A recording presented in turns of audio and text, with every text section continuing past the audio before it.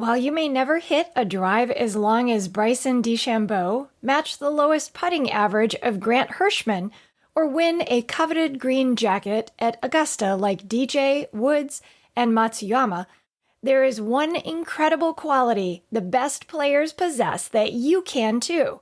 In this first of my new short episode series, I shared the one thing that separates you from the greatest golfers. Keep listening to discover what that is and how to add it to your game. She Talks Birdie is for you, the golf enthusiast, who wants to discover how to play the game you love better, smarter, and more effortlessly. If that sounds like exactly what you need to take your game to the next level, then I'm so glad you stopped by.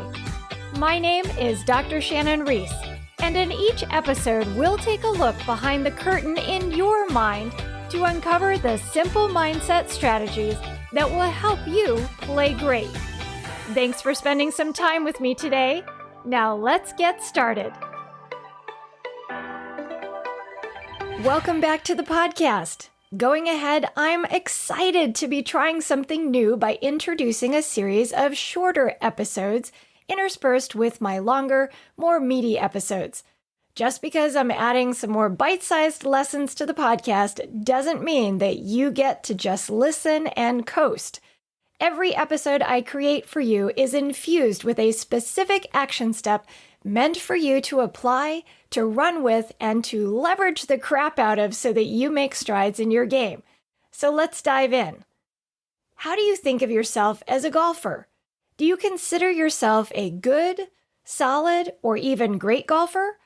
Or would you describe yourself differently using words like inconsistent, struggling, or mediocre? These questions are a part of my core training program for golfers because I understand the power that self-assigned labels can have on my clients' performance. Labels can make or break your golf game because they are a reflection of your beliefs, and your beliefs shape your rounds. Every golfer needs a solid belief foundation in order to be able to play great. Consider the path of many professional golfers. Not everyone charges right out of the gate after turning pro and suddenly starts winning. It's not that those who make the tour lack the talent to win, but I suspect that many of them struggle with the belief that they can win. Think about the journey of well-known players, someone like Rory McIlroy, who has demonstrated that he has talent.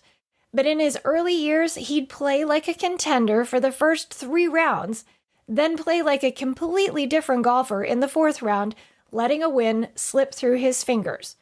Fortunately, Rory learned how to sustain great performance all the way to the finish line. We've seen others follow the same pattern too. If you don't fundamentally believe you can win, then you won't be able to play like a winner.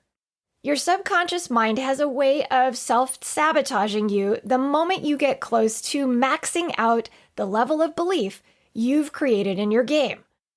Perhaps you aspire to break 90 or some other goal, but every time you get close, something happens and you miss the mark.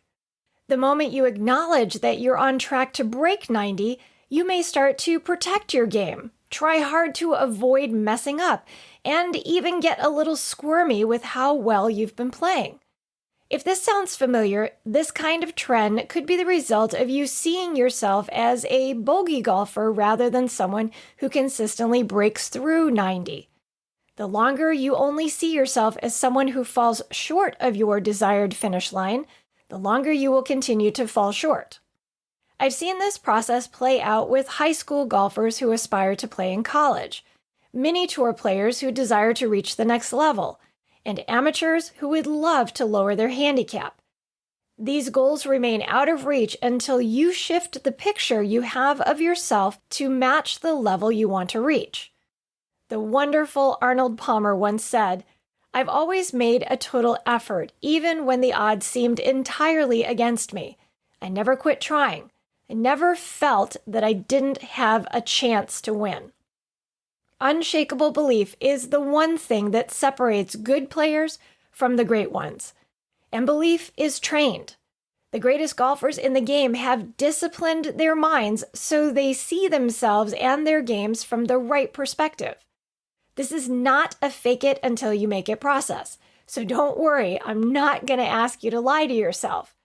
But I am going to challenge you to invest some serious time digging into your recent performance for some real evidence of what's possible. Most golfers don't realize what their true ability is because they don't believe in themselves enough to even come close to testing their limits.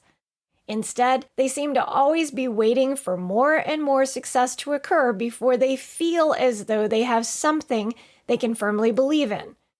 The problem with this approach is that there tends to be never quite enough success to satisfy those who operate this way. They habitually judge their games around what they feel isn't good enough yet, or consistent enough yet, or trusted enough yet. This is a mindset of limitations. If this is how you operate, you will prevent yourself from discovering the golfer you can be. To wrap things up, I'm going to provide you with 3 steps you can use to begin demolishing any limiting thoughts that are undermining your belief and your game. Step number 1. Be honest about your current thought habits. The first step to improving your belief is to recognize the need to do so. Be honest about how you've been thinking during your rounds, especially when everything has been going well or not so well. In response to your success, do you start asking questions and trying to make predictions about the future that may be opening the door to doubt and worry? Examples include things like, "Wow, everything is clicking today. I sure hope I can keep it up. I can't believe how many putts I've made. I better make sure I don't miss this one. If I can keep playing like this, I might actually break 90 for the first time today." Or here's a common one. "This is just too good to be true. I wonder when the wheels are going to start coming off the bus." Instead of being surprised that you are playing as well as you'd like to be playing, own your success with each solid shot you hit. When you begin appreciating your hard work coming to fruition, it won't make you uncomfortable to see it show up repeatedly during your rounds. Step number 2, identify the source of your limited perspective. Learning to appreciate your shots is a great start, but that will only get you part of the way to expanding your beliefs. In order to completely resolve the thoughts that are currently undermining your belief in yourself, you've got to get clear about what's feeding them. Some helpful questions to ask include, what's holding you back from believing you can consistently play at a higher level? What makes it hard for you to see yourself as a more successful golfer? And what are you afraid might happen if you expect more of yourself during your rounds? So often, limiting thoughts stem from false fear over truth. Based on your responses to the questions in this step, you will likely uncover a tendency to track your failure over your success. This occurs when you are a passive bystander to your thoughts instead of an active director of them. You can quickly dismantle your limiting thoughts by proactively focusing on a more positive and appropriate perspective of your game, which takes us to our final step. Step number 3, compile real evidence to expand your current belief. There is likely very little actually validating your fear or small perspective of yourself. It's easy to be self-critical, but that kind of thinking keeps golfers stuck, and in the case of today's topic, will prevent you from really experiencing what your current talent looks like in action. Fortunately, your game is providing you with an endless supply of success evidence worth believing in. You simply have to develop a habit of owning it instead of dismissing it, and here's how you can start. Reflecting on your last round, what you shot is not as important as the individual shots you played well. Are they easy to recall, or is it easier to remember the shots you didn't like? Taking time after you play to put pen to paper and write out shots worth remembering will begin to build a belief foundation that reflects your true ability. If your goal, for example, is to break 90, then go beyond individual moments of success and start paying attention to how many 9-hole stretches you've finished at 45 or better. Finally, reflect on the rounds where you came very close to breaking 90 and consider how many shots during that round were added to your scorecard due to unforced mental errors. What I mean is, how many shots were you standing over, not feeling completely confident that this shot would be great, but you proceeded with it anyway? Count up those shots, then subtract at least 50% of them from your final score to see where you could have finished had you played with a better mindset. These 3 steps will get you on a path to developing the kind of belief that aligns with your current ability rather than one that keeps holding you back from realizing it. When you can clearly see your strengths and successes, it's much easier to back your shots with the right kind of belief that positions you to achieve the finishes you long for. It's a simple formula. See to believe, and you can achieve.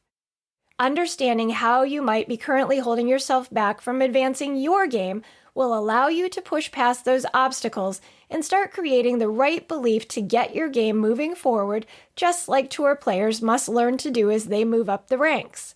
Would you like a copy of my notes from today's episode?